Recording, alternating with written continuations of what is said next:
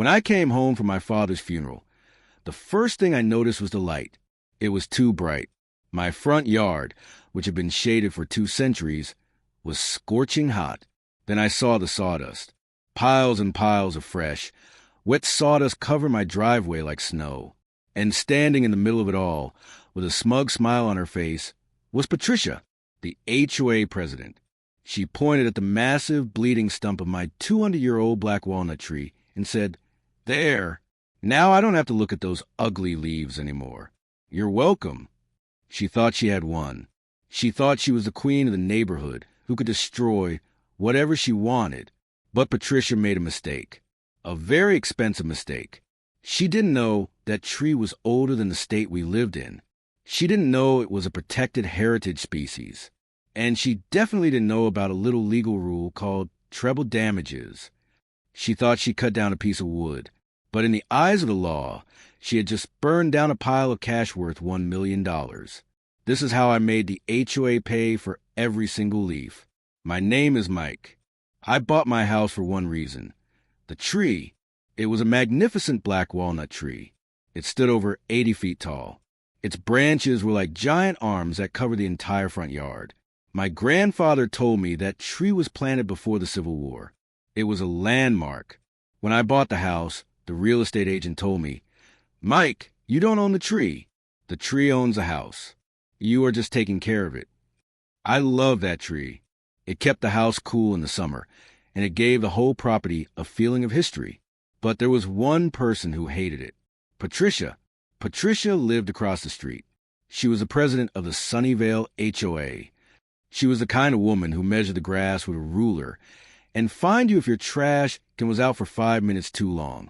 For 3 years, she complained about my tree. "The leaves blow into my driveway," she would whine. "The shadow blocks my solar panels," she would scream. "It attracts birds, and birds make noise," she would complain. I always told her politely, "Patricia, the tree stays. It's on my property. It's healthy, and it's not going anywhere." Eventually, she stopped complaining. I thought she had finally accepted it. I was wrong. She wasn't accepting it. She was waiting for the right moment. Last month, my father passed away in another state. I had to leave for 4 days to handle the funeral arrangements. The house was empty. The driveway was empty. It was a perfect opportunity for a coward to strike. I drove home on a Sunday afternoon, exhausted and sad from the funeral. I just wanted to sit on my porch, drink some tea, and look at my tree, but as I turned the corner onto my street, my stomach dropped. The skyline looked different. The familiar green canopy was gone. I pulled into my driveway and slammed on the brakes. I sat there, unable to breathe. My yard was a massacre. The giant tree was gone. Not just trimmed.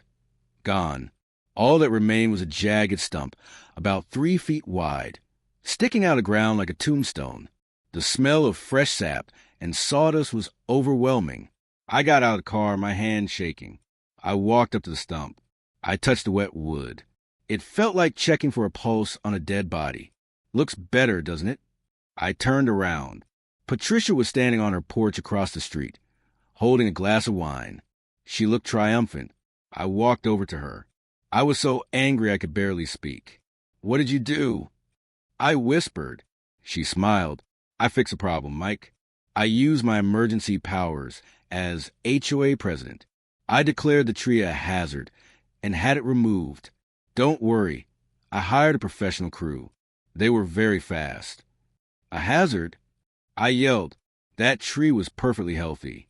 You had no right to step onto my property." She took a sip of her wine.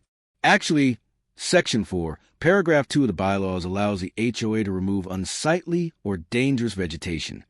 It's done, Mike. Get over it. Oh, and by the way, the bill for the removal is $3,000. I'll add it to your monthly dues." She turned around and went back inside her house, slamming the door. She didn't just kill my tree. She expected me to pay for the bullet. I stood there for a long time. Then I took out my phone. I didn't call the police. I didn't call the HOA board. I called an arborist. And then I called a lawyer. The next day, a man named Dr. Harris arrived. He was a master arborist, Basically a doctor for trees. When he saw the stump, his face went pale. "Oh my God," he whispered. "Do you know what this was?" "A black walnut," I said. He shook his head. "Not just a black walnut. This was a Juglans nigra, a genetically pure heritage variety. Judging by the rings on this stump." He started counting the rings with a magnifying glass. He counted for a long time. 180, 190, 205. He looked up at me.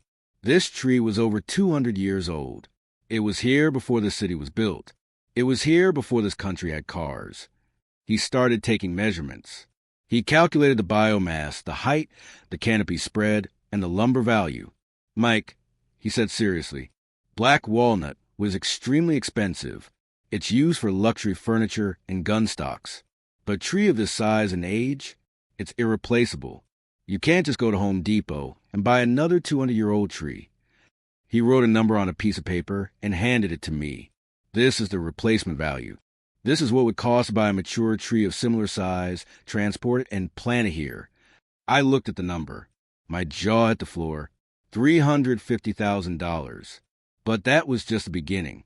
I took this report to my lawyer, a sharp guy named Saul who specialized in tree law. When Saul saw the report, he smiled. It was a scary smile.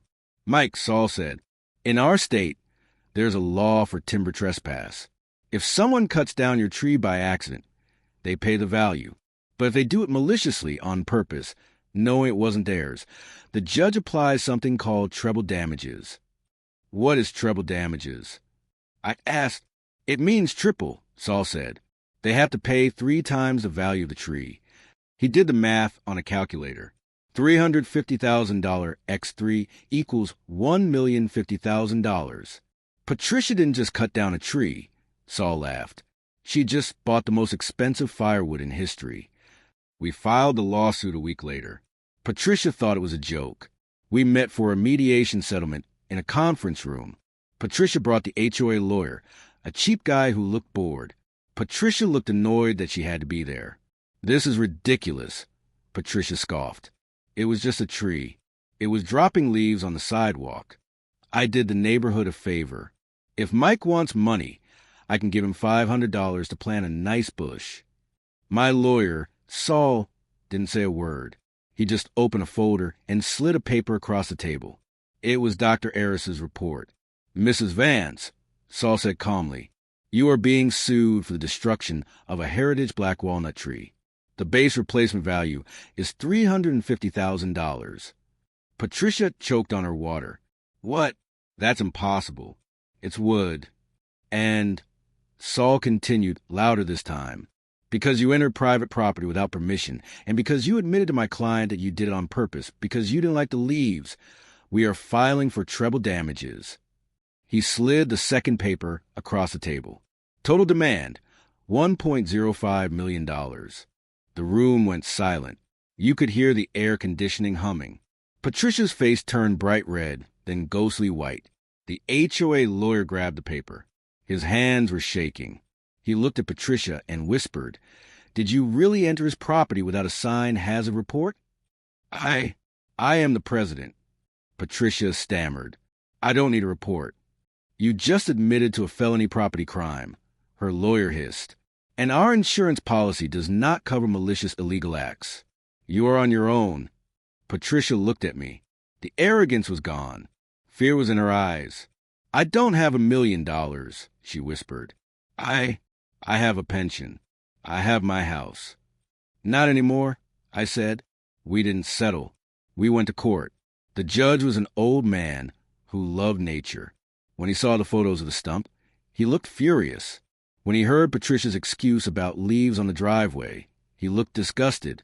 The verdict took less than an hour. The judge ruled in my favor. He awarded the full replacement value, plus damages for emotional distress, plus legal fees.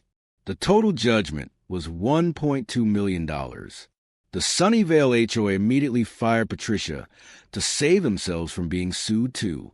They put a lien on her house to cover their own legal costs. Patricia had to sell everything. She sold her luxury SUV. She emptied her savings account. And finally, She had to sell her house. The house directly across the street from me. The best part? The person who bought her house was a young guy who loves nature. He plays a guitar on his porch. With the settlement money, I paid off my mortgage. I fixed up the house. And in the front yard, right next to the old stump, I hired a team of experts to plant 3 new trees, 2 oaks and 1 black walnut. I kept the old stump there. I turned it into a beautiful table in the garden.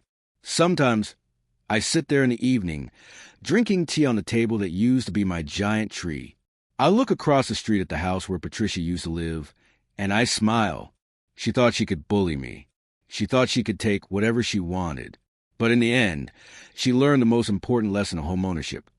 Tree law is not a joke, and silence is very, very expensive.